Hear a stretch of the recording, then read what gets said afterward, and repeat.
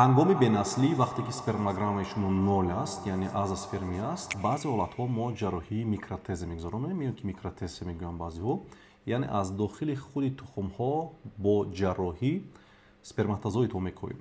Бояд қайд кард ки дар баъзе ҳолатҳо вақте ки неоператсионная бесплодия бошад, азоспермия мегӯем, ки яъне ки худи моя қобилияти пурра ҳосил кардани сперматозоидҳоро надорад ва сперматозоидҳоро кам ҳосил мекунад.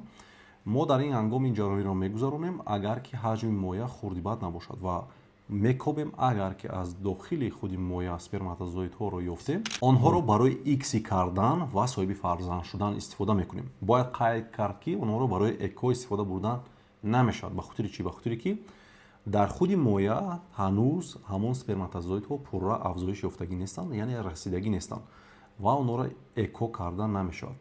дӯстони азиз, агар дар шумо азоспермия яъне фоизи 0 диагноз гузоштагӣ бошанд, дар баъзе ҳолатҳо шумо шанс доред, албатта метавонед ба клиникаи Евромед муроҷиат кунед.